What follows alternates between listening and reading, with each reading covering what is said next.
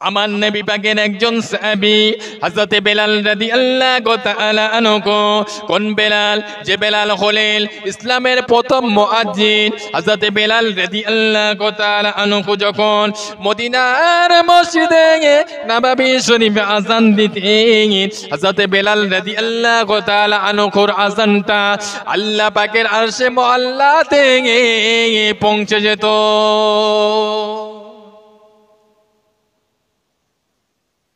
হযরতে বেলাল রাদিয়াল্লাহু তাআলা আনহু যখন আমার নবী পাকে নূরের হাত মোবারক ধরে ঈমানের কলেমা পড়ে মুসলমান হয়েছিলেন, হযরতে বেলাল রাদিয়াল্লাহু তাআলা আনহুর মনিব উমাইয়া হযরতে বেলালকে এতটা কষ্ট দিয়েছিল, এতটা দুঃখ দিয়েছিল, এতটা ব্যথা দিয়েছিল, এতটা বেদনা দিয়েছিল। মরুভূমি উত্তপ্ত বালুর উপরে শীত করে শুইয়ে রেখে বুকের উপরে ভারী ভারী ভারী ভারী পাথর চাপিয়ে দিয়েছিল। আর বেলালকে বলেছিল, এই বেলাল মুহাম্মাদের কলেমা ছেড়ে দে, আল্লাহকে বলে যা। হযরত বেলাল রাদিয়াল্লাহু আনহু বলেছিলেন, ও আমার মনিব উমাইয়া শুনে রেখো, আমি বেলালের ধরে যতক্ষণ জান থাকবে, নিঃশ্বাস যতক্ষণ জারি থাকবে, আমি বেলাল কোনো মতে কিছু মতে আমার আল্লাহ আল্লাহ রসুলকে ভুলতে পারবো না। একেই তো বলে ঈমান, একেই তো বলে মোহাব্বত, একেই তো বলে ঈমান, একেই তো বলে মোহাব্বত। কতটা ভালোবেসেছিলেন, কতটা মোহাব্বত করেছিলেন আমার নবীকে। এক তারিখে ফেরেশতা জিবরাইল আমিন আলাইহিস সালাম আমার নবী পাকের দরবারে হাজির হলেন। আল্লাহ নবীকে সালাম দিলেন। নবী আমার সালামের জবাব দিয়ে জিজ্ঞাসা করলেন, ইয়া আকি জিবরাইল, ও ভাই জিবরাইল, কি খবর, কি মনে করে আসলেন? ফেরেশতা জিবরাইল আমিন আলাইহিস সালাম বললেন, ইয়া রাসূলুল্লাহ, ইয়া হাবিবাল্লাহ, হুজুর আপনার সাহাবা বেলাল আর মাত্র 7 দিন পৃথিবীর জমিনে জীবিত থাকবে। সকাল হয়ে গেল। আল্লাহ নবী সাহাবীদেরকে লক্ষ্য করে বলেছিলেন, ও আমার সাহাবীরা, তোমরা সকলে কম বেশি বিবাহ করেছো, আমার বেলাল তো অবিবাহিত, আমার বেলালকে বিয়ে দিতে হবে, কারণ বিয়েটা একটা বড় সুন্নাত। আমার বেলালের জন্যে ভালো একটা পাত্রী খোঁজো। তবে সাহাবীরা শুনে রাখো, যে পাত্রীর গার্জিয়ান থাকবে তাদেরকে বলে দেবে বেলাল আর মাত্র 7 দিন জীবিত থাকবে। পাত্রী খুঁজতে আরম্ভ করলেন নবী পাকের দুইজন সাহাবী, হযরত ওমর ফারুক, হযরত আলী কাররামাল্লাহু ওয়াজহু। পাত্রী পছন্দ হয়, কিন্তু যখন শোনেন যে বেলাল হুজুর আর মাত্র 7 দিন বেঁচে থাকবে, পাত্রী বাপ মা গার্জিয়ান রাজি হয় না। হযরত ওমর ফারুক রাদিয়াল্লাহু তাআলা আনহু, হযরত আলী কাররামাল্লাহু ওয়াজহু আর কিছুটা দূরে চলে গেলেন। কিছুটা দূরে একটা জঙ্গল বাগান পড়লো। ওই বাগানের ভিতরে একজন কুটনির ভিতর থেকে বাইরে এসে, ও ভাই, তোমার বাড়িতে কি কোনো যুবতী মেয়ে আছে, কোনো পাত্রী আছে? কারণ হলো নবী পাকের মোহাব্বতের সাহাবা, ইসলামের প্রথম মুয়াজ্জিন হযরতে বেলালের সঙ্গে বিবাহ দেওয়া হবে। তোমার বাড়িতে কোনো মেয়ে আছে?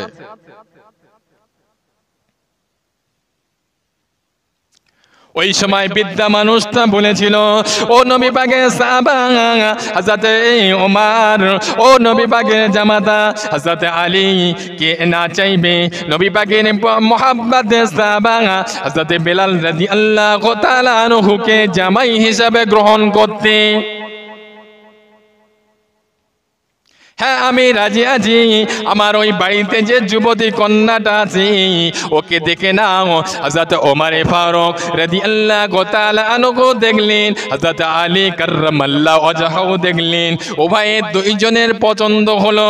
পছন্দ হওয়ার পরে আল্লাহর নবীর কথা অনুযায়ী ওই বৃদ্ধাকে, ওই মহিলার আব্বাকে হযরত ওমর ফারুক বললেন, হযরত আলী কাররামাল্লাহু ওয়াজহাহু বললেন, ও চাচা জান, তবে একটা কথা শোনো, হযরত বেলাল রাদিয়াল্লাহু তাআলা আনহু আর পৃথিবীর জমিনে 7 দিন বেঁচে থাকবে। যখন বৃদ্ধা মানুষটি এই কথা শুনলেন, রাজি হলো না, যে না না, আমার মেয়েকে 7 দিন পরে বিধবা করতে চাই না। দূরে সাইডে দাঁড়িয়ে দাঁড়িয়ে ওই বৃদ্ধার কন্যাটা শুনছিলেন।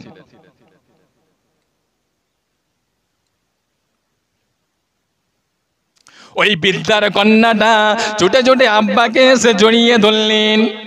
আব্বা জান, ও আব্বা জান, আমার কত বড় সৌভাগ্য, আমার কত বড় কপাল, কারণ হলো ইসলামের প্রথম মুয়াজ্জিন হযরত বেলাল রাদিয়াল্লাহু তাআলা আনহুকে স্বামী হিসাবে পাবো। আমার কত বড় খুশনসিব, আমার কত বড় সৌভাগ্য, আল্লাহর নবীর মুহাব্বতে সাহাবা হযরত বেলালকে স্বামী হিসাবে পাবো। ও আব্বা জান, আমি রাজি আছি, তুমিও রাজি হয়ে যাও। নবী পাকের দুইজন সাহাবীকে ফিরিয়ে দিও না আব্বা জান। মেয়ের কথা শুনি তা বলেছিলেন, ও নবী পাকের সাহাবী হযরত ওমর, ও নবী পাকের জামাতা হযরত আলী, তোমরা চলে যাও, চলে যাও। আমি আমার কন্যার কথা শুনে আমি রাজি হয়ে গেলাম। নবী পাকের মহব্বতে সাহাবা বেলাল হুজুরের সঙ্গে আমার কন্যার নিঃসন্দেহে বিবাহ হবে। যাও, চলে যাও। নবী সাহাবী হযরত ওমর ফারুক রাদিয়াল্লাহু তাআলা আনহু, হযরত আলী কাররামাল্লাহু ওয়াজহাহু চলে আসলেন, বিশ্ব নবীর কাছে সংবাদ দিলেন। বিশ্ব নবী শুনে সাহাবীদেরকে বললেন, ও আমার সাহাবীরা, তোমরা আয়োজন করো। বেলাল হুজুরের বিবাহ হয়ে গেল। বিবাহর 6 দিন পরে হঠাৎ করে বিবিকে বলছে, ও আমার প্রাণের বিবি, আমি বেলাল পৃথিবীর জমিনে আর মনে হয় বাঁচব না। কারণ হলো আল্লাহ নবী পাক জবানে ঘোষণা করলেন, বাবা বেলাল, তুমি পৃথিবীর জমিনে 7 দিন বেঁচে থাকবে। আমার তো 6 দিন অতিবাহিত হয়ে গেল, আর মাত্র একটা দিন বাকি আছে। ও আমার প্রাণের বিবি, আমি তোমার কাছে কিছু চাই না, আমাকে কি একটু রুটি করে দেবে? বিবি সাহাবা বললেন, ও আমার স্বামী, বাড়িতে কোনো আটা নাই। হযরত বেলাল রাদিয়াল্লাহু আনহু বলেছিলেন, ও আমার প্রাণের বিবি, প্রতিবেশীর কাছ থেকে কিছুটা আটা চেয়ে নিয়ে আমি বেলাল, আমাকে কি একটু রুটি করে দেওয়া যাবে কি? প্রতিবেশীর কাছ থেকে বেলাল হুজুরের বিবি কিছুটা আটা নিয়ে রুটি করে আর বেলাল হুজুরকে দিয়ে দিলেন। বেলাল হুজুর ওই সময় আটাটা নিয়ে খাবে, এমত অবস্থায় ঘরের দরওয়াজার কাছ থেকে একজন ফকির বেশে দরবেশ বললেন, ও আল্লাহ নবী সাহাবা হযরত বেলাল, বাড়িতে কি কোনো খাবার আছে? আমি কয়েকদিন অনাহারে আছি, আমাকে কি একটু খেতে দেবে? বেলাল হুজুর রাদিয়াল্লাহু তাআলা আনহু ওই সময় নিজের রুটিটা না খেয়ে ওই ভিখারি অসহায় মানুষের কাছে দিয়ে দিলেন। ওই ভিখারি বেশে দরবেশ রুটিটা নিয়ে আর বেলাল হুজুরের ঘরের দরওয়াজার কাছে বসে বসে খেতে লাগলো। এমত অবস্থায় ফেরেশতা আজরাইল আলাইহিস সালাম এসে হাজির হলেন। আহা, আর বেলাল হুজুরের ঘরের দরওয়াজার কাছে গিয়ে দেখলেন একজন ফকির বেশে দরবেশ খাওয়া দাওয়া করছে। ওই সময় ফেরেশতা আজরাইল আলাইহিস সালাম ওই ব্যক্তিকে সালাম দিলেন। ওই ব্যক্তি সালামের জবাব দিয়ে বললেন, আমি বৃদ্ধা মানুষ, ভুকা আছি, আমি কয়েকদিন অনাহারে আছি। ওই সময় ফেরেশতা আজরাইল আলীকে সালাম বলেছিলেন, ও ভাই ভিক্ষুক, আমি এখনই বেলাল রাদিয়াল্লাহু তাআলা আনহুর ঘরের দরওয়াজার প্রবেশ করব। হযরত বেলাল হুজুরের জান মোবারকটা কবজা করব, তুমি সরে যাও, সাইডে দাও। ওই সময় ফকির বেশে দরবেশ বলেছিলেন, ও ভাই আজরাইল, আমি খানা খাচ্ছি, তুমি এখন কিছুক্ষণ অপেক্ষা করো। কিছু সময় অতিবাহিত হয়ে গেল, কিন্তু ওঠে না। না ওঠার পরে আবারও ফেরেশতা আজরাইল আলাইহিস সালাম ওই ফকির বেশে দরবেশকে বললেন, ভাই তুমি একটু সাইডে সরে যাও, আমি ঘরের ভিতরে প্রবেশ করব। ওই ব্যক্তিটা বলেছিলেন, ও ভাই আজরাইল, নবী পাকের সাহাবা হযরত বেলাল আমাকে কিছু রুটি দিয়েছে, খানা দিয়েছে, আমি তাদের জন্য একটু দোয়া করব। কি দোয়া করব?